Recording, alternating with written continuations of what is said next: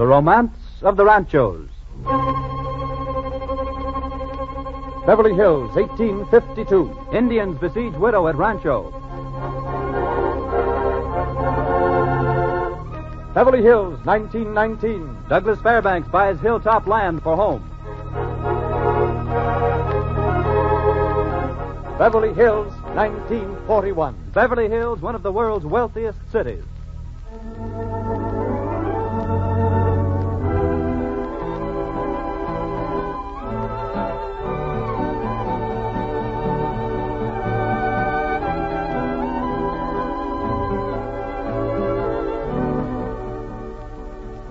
The Title Insurance and Trust Company of Los Angeles presents The Romance of the Ranchos, dramatizing the romance and adventure of the history of our Southland. Each week, our wandering vaquero, Frank Graham, uncovers another fascinating story of events and people that make up the romance of the Ranchos.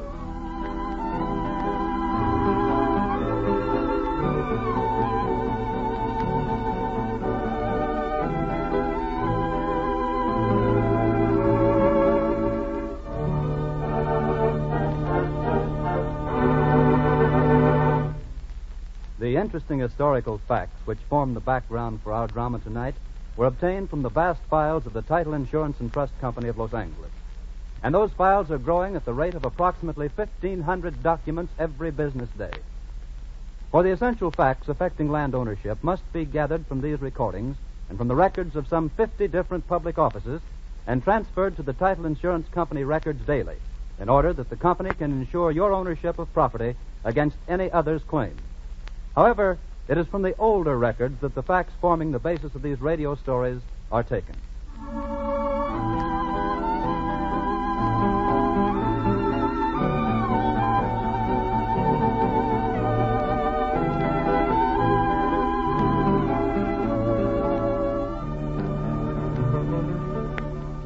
And here is our wandering vaquero, Frank Graham. Buenas noches, señoras y señores. Our story tonight deals with a part of the Southland we know as Beverly Hills, but which was once the Rancho Rodeo de las Aguas, or the gathering place of the waters. Let's relive the romance of this rancho.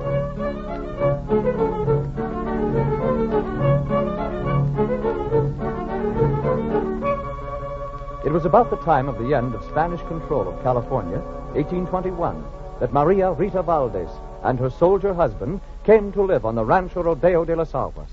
They built a home near the present location of Sunset and Alpine in Beverly Hills. For a few years, their life was peaceful. Then, one day in 1828, Jose Antonio Carrillo, alcalde of Los Angeles, visited the rancho.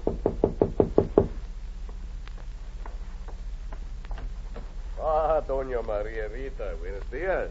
Don Jose Antonio Carrillo, welcome to my home. Gracias, gracias. Oh, this is an honor. The alcalde of the pueblo calling on me.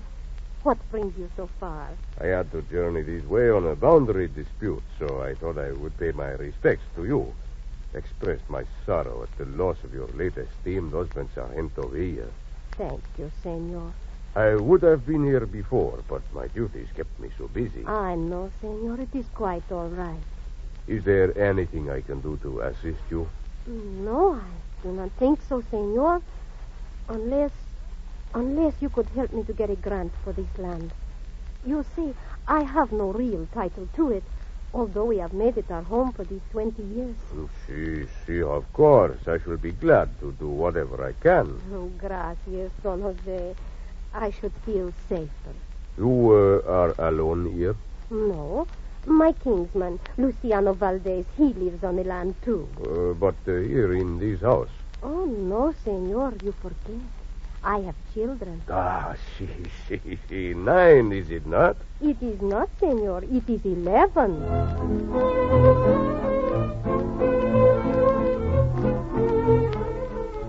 The widow finally received her first title to the land of Rodeo de las Aguas in 1831, when citizen Vicente Sanchez, who was the alcalde of Los Angeles, granted the land jointly to Maria and her kinsman Luciano. But this arrangement could not last very long, for Luciano was a hard neighbor to get along with. And over there, Mariano, we shall plant a long line of vines. Oh, this cañada will be our vineyard, and you shall help me care for it. Oh, see, Mama. It will be very fine. Here, Maria. What is going on here? Buenos dias, Luciano. What do you mean, what is going on here? Are you planning to plant vines in my cañada? Your cañada? I don't know what you mean. This is my land as much as yours. I have spent 3 months clearing this cañada so that I may plant my vines. You shall plant no vines here. This is my cañada, and I mean to keep it for my own use. Luciano, oh, how can you do these things to me? I say nothing when you move your house near mine, obstructing the front of mine. I even let it go when you run my cattle off the only watering place on the land, and they wander off onto my neighbor's ranchos. But this is too much. Too much? See, it is too much. When I find you trying to use up my land... It is not your land. And if it were, you did not try to stop me from clearing it. Oh, no. For 3 months you have watched me and my family working on it. Only now, when I want to plant the vines, I make a place for the object. You wish to complain about me, huh? Well, go ahead. I dare you to. Who would listen to you? A foolish woman. Why, you cannot even read or write. Just because you can read and write. Just because you were once schoolmaster of the pueblo. Is that any reason for you to lord it over everybody else? I am a man of culture. It is beneath me to associate with persons of such little education. You will kindly remove yourself from this cañada. I have told you it is mine, and that is enough. Madre de Dios, what am I to do? Mama, don't cry. I'll fix him. You leave Madre alone, Diablo. You leave her alone. No, Mariano. No, Mariano, Stop. stop. Here, stop that young rascal. Mariano, you must not. No, stop. You leave your mother here. You leave my Madre alone. Go. Oh, my head. Adelante, Stop vaya. moving, mother. Vaya. Stop. Oh, There. You won't come back for a while, Madre. Mariano, you should not tell. No, Madre. I'm sorry. I won't do it again. Unless he comes back.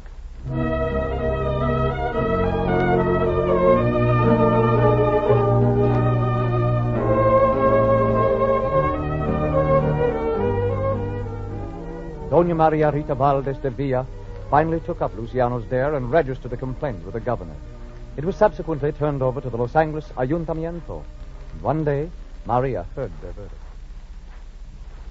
And so, in view of the complaint against him, also in view of the fact that he does not own enough cattle to receive ownership of the land anyway, the said Luciano Valdez is ordered to vacate the property of the widow Doña Maria Rita Valdez de Villa, called San Antonio, or Rodeo de las Aguas. Oh, gracias. Gracias, Your Honor. However, Maria Valdez must pay Luciano Valdez for the property which he'll give up.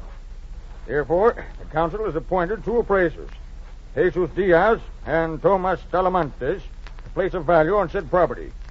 The appraisal of the property shall be carried on at the earliest possible moment. And besides, senor, this peach tree, that is mine. See, and here are 2 poles I use for farming purposes. They must be counted, too. What do you say, Jesus? Oh, very well, Tomas. 2 pesos for the tree and 50 centavos for the poles. Very well. 15 pesos for the house. That makes total of 17 pesos and 50 centavos. Is that satisfactory? See? Luciano? Not much, but very well. See, I take it.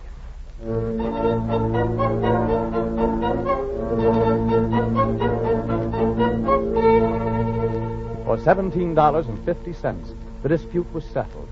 And now, Doña Maria Rita Valdez was sole possessor of Rancho Rodeo de las Aguas. But her only title was from the Los Angeles City Council, and she wished the legal protection of a grant from the governor. And so it was that she talked with Francisco Villa, major domo of the Mission San Gabriel. But, senor, the governor, he will not make a grant to me unless there are 150 head of cattle grazing on the rancho. And there are not, senora? No. I have little over 100, and I have no money to buy more. Do you think the governor might overlook the cattle? I hardly think so, senora. It is the law. However, there may be another way to arrange it. But how? Suppose I arrange for you to borrow enough cattle to make up the difference. Oh, senor, is it possible? I think so, senora. I shall take up the matter immediately. And, too, I have another idea. We shall send your kinsman, Captain Villa, straight to Governor Alvarado to present your petition, and that should help your case. Ah, Senora, I do not know how to thank you. You needn't, Senora. I am happy to help you. You have spent many years on this land. You have put much work and toil into it. It is only right that it should be yours. And I shall see that it is.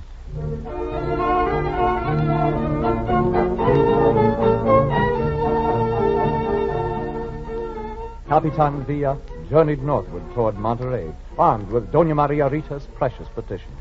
On the way, he stopped at San Juan Bautista to see General Jose Castro, prefect of the district. So you see, Jose, I go to present the petition of the widow Valdez to Governor Alvarado. Oh, the widow Valdez. Why, I know her well. When I was south with my troops, I was guest at her home. Oh, she's a fine woman. I like her.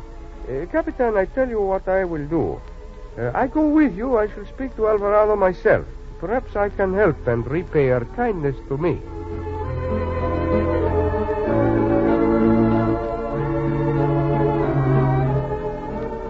With such powerful friends helping her, the grant for Maria Valdez was assured. And soon, Capitan Villa brought the precious title papers back to Los Angeles. The future looked brighter for Maria Valdez, but more misfortune came quickly. In 1846, news came that the American armies were closing in on Los Angeles. At the time, Maria Valdez was staying in a house she owned on Main Street in Los Angeles. Late one evening, her son rushed to her. Mama, we must fly. The Americanos, they're coming. We must flee as fast as we can. Oh, but Mariano, they will not hurt us. There may be a battle, Mama. Guns, cannon, the city may be destroyed. Oh. We must flee for our lives, Mama. Hurry, there is no time to lose. I have an ox cart waiting. Oh, but Mariano, my clothes, my belongings... No, Mama. There is no time for that. Leave everything. Take only what you will need to keep you warm. Hurry, Mama.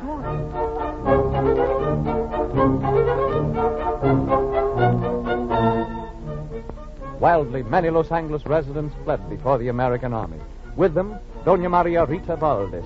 Behind her, she left everything she had, including the title papers to the Rancho Rodeo de las Aguas. As soon as she saw there was no danger, she came back. But it was to find her house had been broken into by looters. It had been robbed, pillaged. Mariano, they have taken everything. Oh, but no, they cannot take in my papers. The papers for the rancho. Where do you give them, Madre? In the trunk, the big trunk, in the corner. Oh, here is the trunk. Oh, see, are the papers? No. I'm sorry, Mama. The trunk is empty.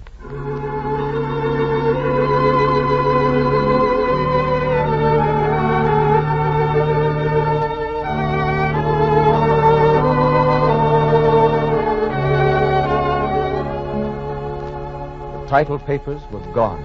Victim of wartime looters. California, Indian, or American, no one knew which. Their loss was felt deeply. When after California became a state in the Union, the Board of Land Commissioners met to pass on all land titles in California. Maria Valdez had no proof of ownership. But once again, loyal friends came to the support of the aging widow. One by one, they testified on her behalf. Jose Antonio Carrillo. See? The Rancho Rodeo de las Aguas has belonged to Doña Maria Rita for many years, at least since 1828, for it was in that year that I visited her. Her soldier husband had just died, and there she was with her 11 children. Francisco Villa. It was in 1839, some years after her relative Luciano had moved from the rancho, that Doña Maria Rita wished to obtain a grant from Governor Alvarado. I had already obtained for her enough cattle to make up the necessary 150 head. Jose Castro. See, Capitan Villa and I went to see the governor in Monterey, and he graciously acceded to our request. He gave me the title papers, granting to Doña Maria Rita about 1 league of land. One by one, friends and relatives offered their help. And finally, after many weary days of waiting, the board announced the decision. Doña Maria Rita Valdez de Villa, it is the decision of the United States Board of Land Commissioners that your claim to the title of the land known as the Rancho Rodeo de las Aguas is confirmed. The land is yours, madam.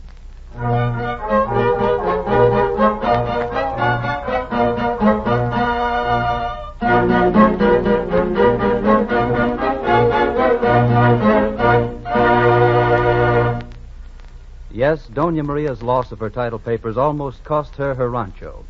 Her title was in doubt for years until the Land Commission finally determined that it was valid. This was not an uncommon situation in those early days. There were no public offices in which title transfers could be recorded. In fact, ownership of land frequently passed by a mere transfer of possession without any written document. When California was admitted to the Union in 1850, one of the first acts of the state legislature was to set up public offices in which records of title transfers might be kept, and to require that all transfers must be by deed or other written instruments. The theory was that an intending purchaser of property could then examine the public records and determine that the seller actually owned clear title to the land. Unfortunately, it is often impossible to establish true ownership of property from these public records. Deeds and other title documents are sometimes lost or destroyed, sometimes never placed on record, sometimes defectively acknowledged or executed, sometimes forged or executed by minors or incompetents, so that even though they have the appearance of valid legal documents, actually they are not. For these reasons, some further assurance of ownership is required by persons dealing in land today.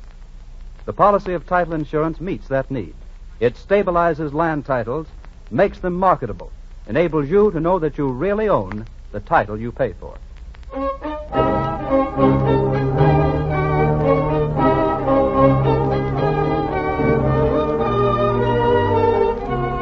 Now the Rancho Rodeo de Aguas, which she calls San Antonio, really belonged to Dona Maria Rita, and she settled down with a great army of relatives to raise her cattle and cultivate her garden. But trouble still pursued her. Early one day in 1852, the workers in the garden were startled by... Indian! Indian! Run for the house, run! Hurry inside. Get inside. Pedro, call everybody into the house. Now lock all the doors, barricade the windows, get down the guns. See? Inside, quickly. The guns are in the racks, powder in the cask in the corner. Hurry. Here, close the door. Now there, put that table across the window. Leave enough room to sight the rifle. Hurry. There they are, behind the sycamore. Oh, be careful. So, you want to fight, do you, you heathen? All right, our bullets are as good as yours. Talk, will you? I get you next time. Pedro, a rifle for me, and keep bringing up the ammunition. Si, senora. Look out, here they come out in the open. They've dropped. We have driven them back to cover, but they will try again. Hurry, Pedro, more ammunition.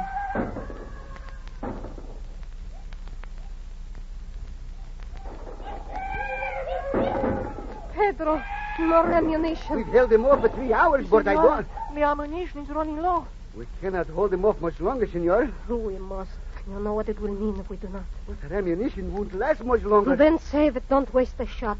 Hold your fire until they try to attack again. What, without help? Senora, I'll go for help. No, Pedro, you cannot. I can do it, senora. If I can sneak out without them seeing me, I can crawl down the ditch to the swamp and get away to the nearest rancho. No. Perhaps you could, senora. No, I will not listen. They will kill you, and he's just a boy, a young boy. They will not see me, senora, because I am just very small. It may be our only chance, senora. I try myself. No one shall go. Perhaps our shots will attract attention and help will come, but no one will go. It will be suicide. Here they come again. Back to your post quickly. Pedro, more ammunition.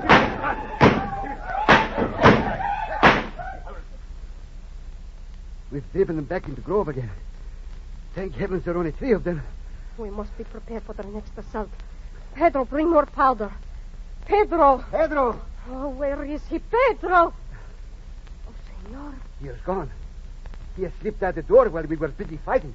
Look, there he goes, creeping down the trench. Madre de Dios, do they see him? I don't know. They haven't made any move yet. Oh, They're shooting at us. he's almost to the swamp. They can't see him from there. He's hidden by the trees now. He's getting up. He's running. They haven't seen him. They haven't seen him, senor. Now we have a chance.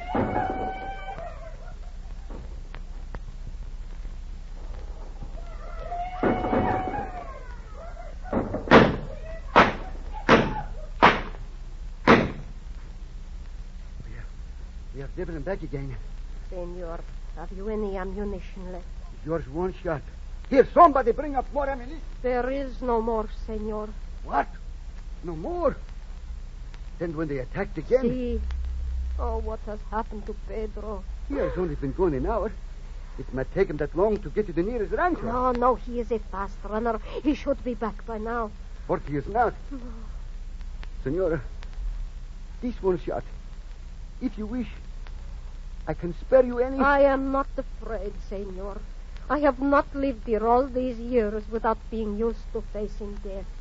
You are a brave woman, senor. I salute you. They're creeping up again, senor. We cannot fight them now. This is the end, senor. No, listen. What is that? The Indians have stopped. They're running the other way. They're making for the hills. Look at horses. It's help coming. Hey, they got through. Hey, they got through. Look at them. The rancheros charging at full speed. We're saved. We're saved.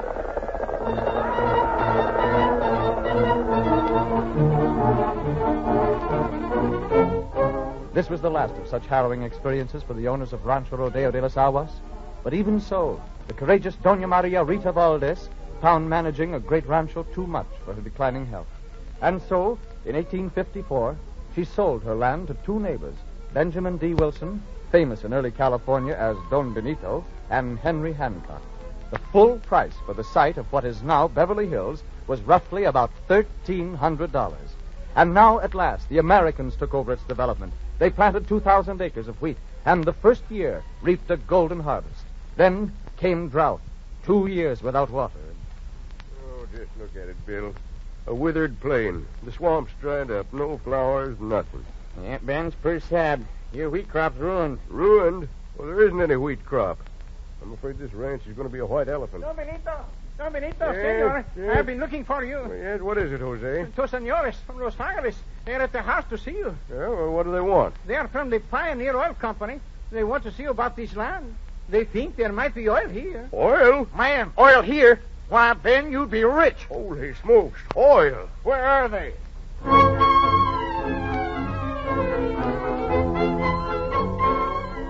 But the oil bubble burst quickly. Wells were drilled, but nothing of any consequence was found. And then, slowly, newcomers came to live on the ranch. New names appeared to be associated with Rodeo de las Aguas. Workman, Whitworth, Edison A. Benedict, who acquired Benedict Canyon, Edward A. Pruce, Ruland, Bune, Eberly, Francis Temple.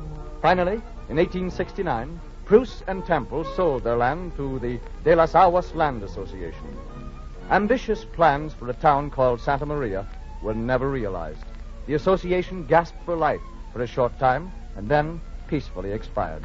The rancho went to Hamel and Denker, two Los Angeles businessmen who prospered for a while by raising lima beans on their land. With the coming of the railroad, the Rancho Rodeo de las Aguas was flooded with eager lot buyers. Little towns mushroomed around the railroad stations. Morocco, Cahuenga, Sunset. More ambitious plans were made. The boom of the 80s, however, collapsed, and the towns faded back into obscurity. It was not until 1906 that the heirs and successors of Henry Hamel and Andrew Denker handed over their rancho to another group whose plans were to prove successful. Here, the Rodeo Land Water Company, Mr. Clark. There's a map of the town laid out. Beverly Hills. Well, looks well laid out, Mr. Green. Thanks. Ought to be. Got the best man we could for the job. Wilbur Cook, landscape architect in New York, planned it. Dan Halliday, engineer, did the actual laying out. Pretty name, too, Beverly Hills. Yeah, I had something to do with that myself. See, I read a newspaper account of President Taft's visit to Beverly Farms in Massachusetts.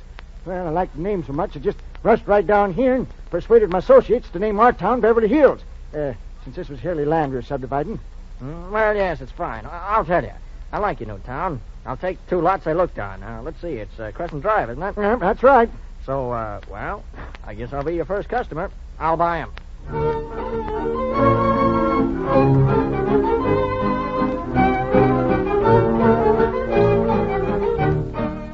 Henry C. Clark became the first homeowner of the new town of Beverly Hills in 1907. Rapidly, the subdivision grew. Then, one day, a real estate man and his potential customer walked up a hill overlooking Doña Maria Rita Valdez's old land. Let's just climb up there a little further to the crest. Must be a wonderful view. Okay. I don't see how you do it. You take these hills like they're nothing. Who says in your condition? I must be getting old. You should be in the moving picture business. That's strenuous enough to keep you in trim. Well, it must be the kind of pictures you do. Here, let me lend you a hand. Thanks. There. We're up. Yep, thank goodness. Well, what do you think of that view? Just look at that. I've never seen anything like it. It's perfect. I think of having a home here. It's just what I hope you're thinking of. Just imagine how it'd look landscape. A home right over there, overlooking the entire valley. That's a real bargain. You don't have to sell me. I'm sold. Just make out the papers to Douglas Fairbanks.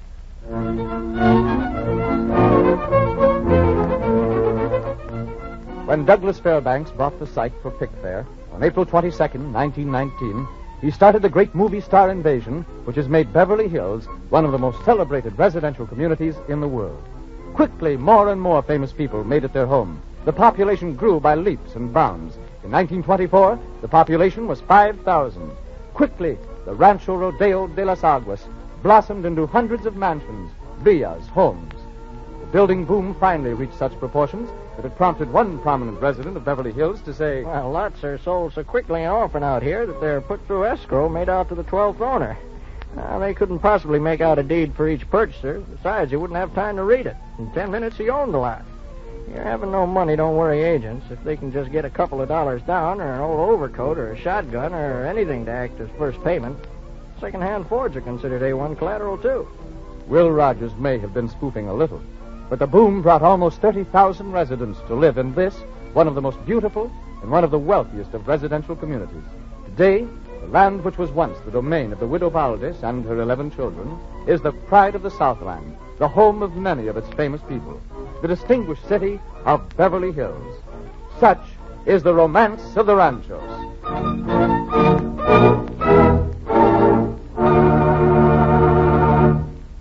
Frank Graham will be heard in just a moment, but first here's something to think about. In these days of rising costs and taxes, every dollar counts to all of us.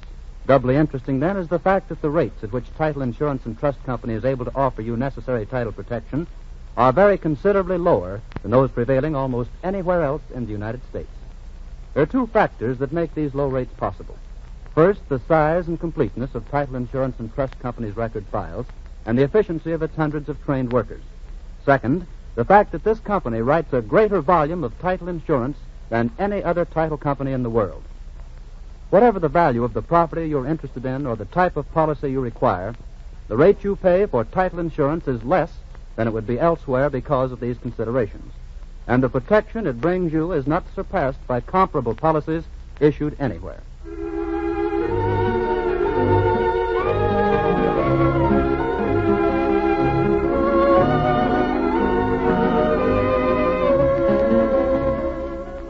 And what's the story for next week, Frank? Next week, we're going to take you for a visit to the ranchos San Pedro and Palos Verdes, where a dispute between two of the great families of early California blazed for many years. It's a story I know you'll want to hear. So be with us again next Wednesday night. Until then, this is your wandering vaquero, Frank Graham, saying, Hasta la vista, señoras y señores.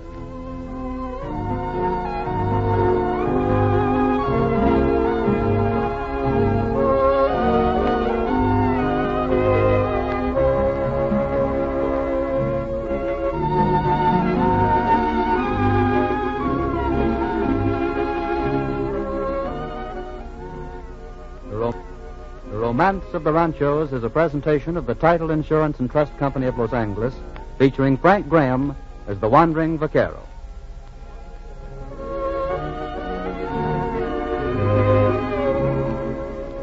Bob Lamont speaking. This is the Columbia Broadcasting System.